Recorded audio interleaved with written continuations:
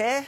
The Cook family has run its business for more than 30 years and never had a problem with slugs in the kitchen until a council worker reported they found one. But the Cooks say they have proof it's a setup. What did they do? They kneecapped us. Is this Australia? I mean, this is the right to...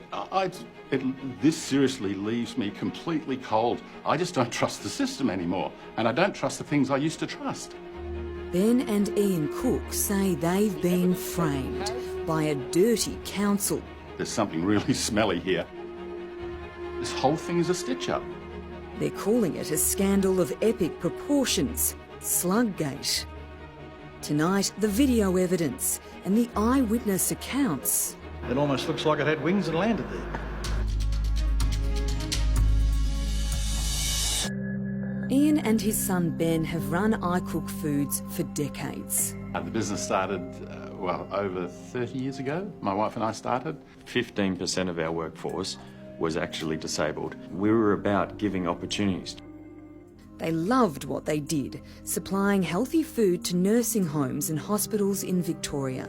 Food manufacturing is not a really high margin area, but we had enough to keep going. It employed the family, 41 other people. But in February this year, their world was destroyed. The Department of Health blamed iCook Foods for a listeria case in a private hospital, shutting the company down. The family say they lost all their contracts and $500,000 worth of food. Later, they were given the all clear by health authorities to reopen.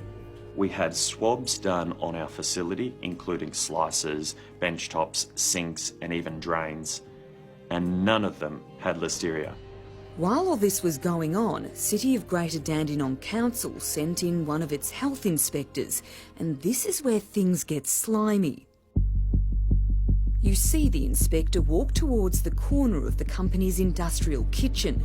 She squats down for 17 seconds off camera, while Michael, iCook's food safety supervisor, watches on.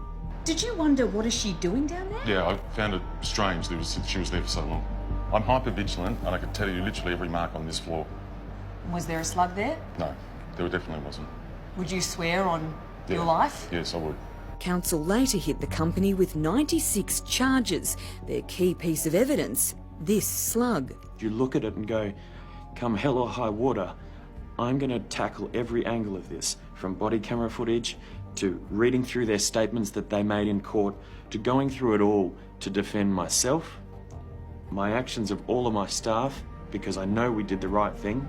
Then Council sensationally backed down and withdrew every charge against iCook Foods, claiming it was in the interest of their ratepayers. If you're set to gain $11.5 million in fines, $500,000 investment doesn't seem so bad.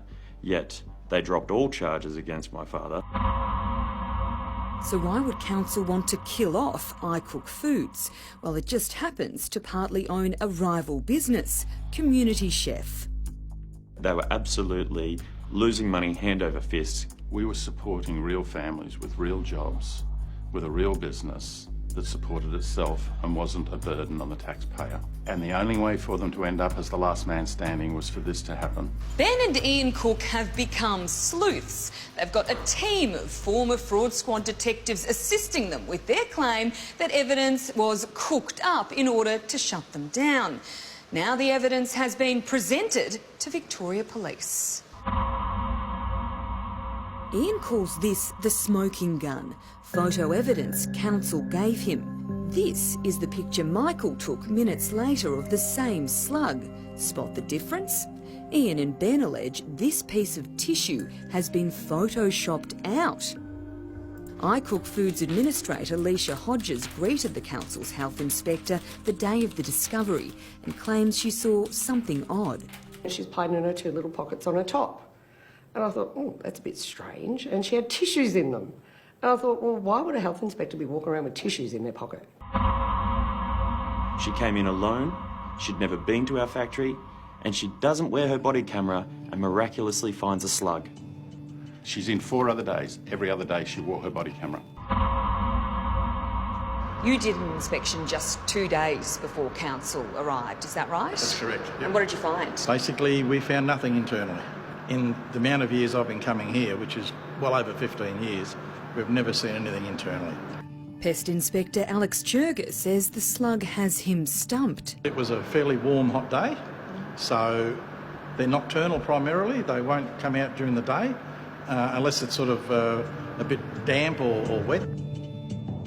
And what about the chemicals they use on the floor? Would a slug be able to withstand those? Not with the chlorine and sort of alkaline chemical they use there with the sanitiser. As soon as it came in, made contact with that, it would virtually die on the spot.